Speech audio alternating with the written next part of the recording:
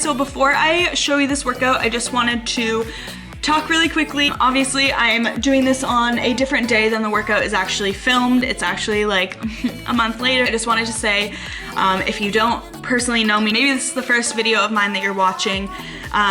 I am a personal trainer, so I work at a gym. I do one-on-one training, I run boot camps, I do like HIIT training classes, and I also do online training. I did originally film just a leg workout of mine that I was doing, and then I realized when I was putting it into the video that I didn't actually want to show you guys my workout. I've been working out for 4 years. Like I said, I'm a trainer, currently working with a coach, so I just don't think that what I am doing, what my workouts are necessarily what you should be doing. I basically just made this kind of beginner-friendly workout based on my experience from what I've seen in just people in the gym doing wrong, people in my boot camps and like where their weak points are and stuff, and just like working with a ton of people over the past like year and a half. Like I said, what I'm doing isn't necessarily what you guys should be doing, so this workout is beginner-friendly.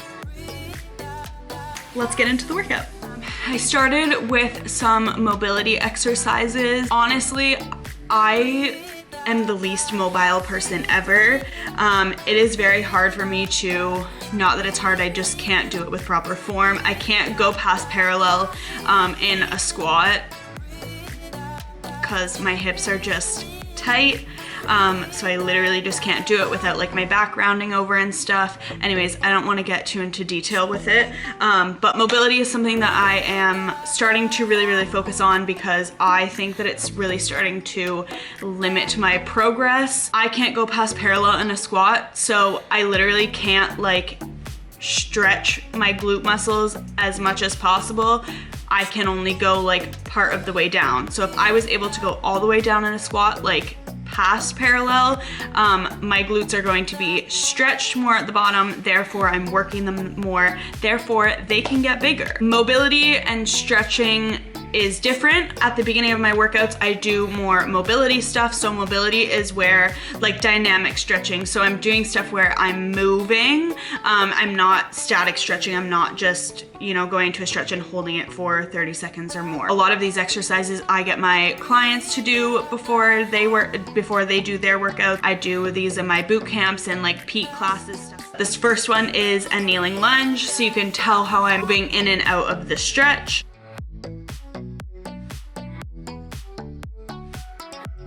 Next one is like this 90-90 position. So you can tell how my leg goes straight out in front and then at 90 degrees, and then my other leg goes straight out to the side and then back at 90 degrees. So once you're in this position, you take the hand of the leg that's back and you just kind of reach forward and across, kind of feeling it in your hips a little bit, but also with that reach across, you should be feeling it in your back a little bit. In this position, your both cheeks should be on the ground. Cossack squats, just moving side to side, opening the hips up. Don't let your back round over as you're doing this. You can tell how my back is nice and flat. I'm keeping my chest up and I'm just getting as low as I can. Next, this is just a deep squat. So this is one that I like to do because I'm getting into like the deepest position in a squat that I can. And you can kind of tell in the mirror behind me how my back is a little bit hunched over. This isn't ideal, you don't want to do that, but I literally just cannot. I basically want to be able to get that deep in a squat without my back rounding over and without having to like hold my feet. Next one, so you want to bring your feet as wide as you need to so that your hands can touch the ground, and then you're just rotating to the side, so make sure that you're looking where your hand is going so that you're stretching as much as you possibly can. This is warming up like your back, opening up your chest. So we're starting with box kettlebell goblet squats. I don't know what you want to call them. So I like box squats, especially for people that are starting out, or if you've never barbell squatted before, if you've never squatted before, definitely it would be helpful. Or even if you've barbell squatted but maybe you're not 100% sure that you're doing it properly, these are a really good idea because there's a pretty good chance that you're going to keep yourself in a safe position. So you're gonna start with your feet about hip width apart or a little bit wider. Toes are pointed out a little bit, hinging at the hip. So I'm sitting back with my bum and then I'm breaking at the knee. You want to bend at the hips first, push your bum back so that you load your glutes, you load your hamstring. Also tell how I'm keeping my back nice and flat, especially at the top when you squeeze. You don't want to be pushing your hips so far forward. This is something that I see a lot when people want to like squeeze their bum so much so they squeeze like this. You don't want to do that with your back. You want to just stay in like a ribs down position. So your ribs should be right over your hips like this. So instead of squeezing, coming up from your squat and going, ooh, you want to come up from your squat and go right there. So I'm nice and straight. Fully sitting down onto the box and then standing back up. Now, if you're more confident with your squat, as you progress with this, you can go from sitting all the way down to just tapping the box. You can also get a lower box so that you're going lower than parallel. I'm obviously not in the squat rack with this, but you could go in the squat rack and this could be a way that you practice. This is my favorite way, especially with like newer clients, is to leave your foot on the box, step up with the other leg and get that knee up. This way I find it easier to focus on like the mind muscle connection as opposed to alternating step ups where you're taking your foot down, putting your foot back up. So I like starting with my foot there and literally just like with the other leg going up, down, because then I can focus on mind muscle connection and there's just like less of a chance that you're gonna do anything wrong because you're starting with your foot in one position and you're just leaving it there rather than changing it every time. So the reason that I also like bringing my knee up is because you can tell that I'm forcing myself to squeeze my bum by getting that knee up. If you don't bring your knee up, it's not that it's wrong, but you could still be in that position where you're sticking your bum out so your glutes aren't fully engaged. Unilateral movements, so single leg movements, are really important because a lot of people, even myself, have muscle imbalances. So my right leg is stronger than my left leg. So that can impact you in like barbell squats, double leg exercises, because if one leg is stronger, it's gonna wanna take more of that weight. So this single leg exercises, so step ups, and then we're about to move into reverse lunges,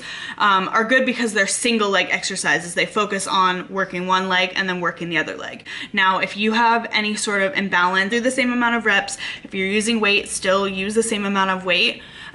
Don't do more with your stronger leg, don't do more with your weaker leg.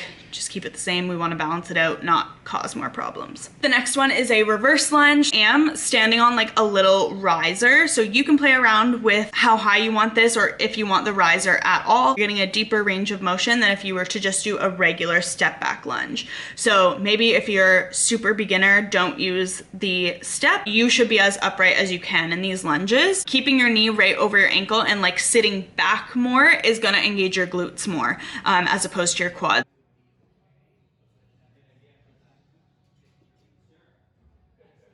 Okay, next exercise is banded glute bridges. The riser adds a little bit of a range of motion. These you really want to focus on keeping your abs engaged and sucked in. I see a lot of people doing glute bridges and they really arch their back when they come down. You're actually using your lower back to do that. So keep your abs sucked in and engaged, especially on the way down, to make sure that we're using our glutes and not your lower back.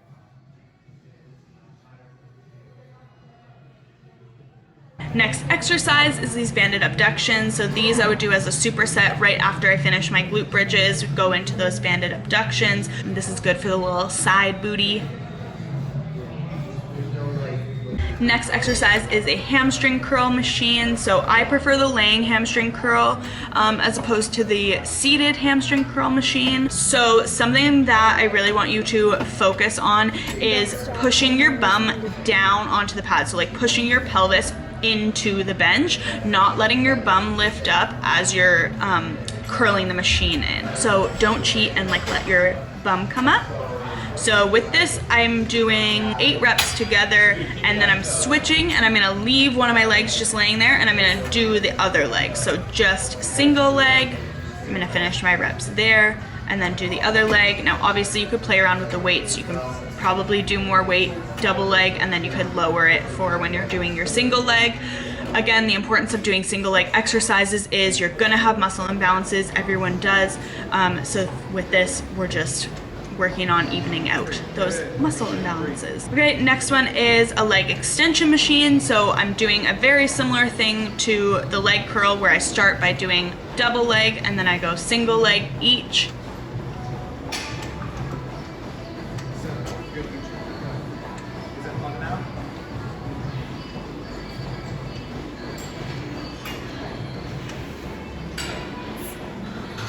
That is it. That is the workout. Thank you guys so much for watching. If you found this voiceover helpful or this workout helpful, if you liked this kind of style of video, please leave a comment and let me know. And let me know if you want me to do more of these where I'm kind of talking about cues and like common mistakes that I see in the gym. Let me know like what body parts, what type of workouts you would want to see. See you in the next one, which is hopefully soon and not like a month from now.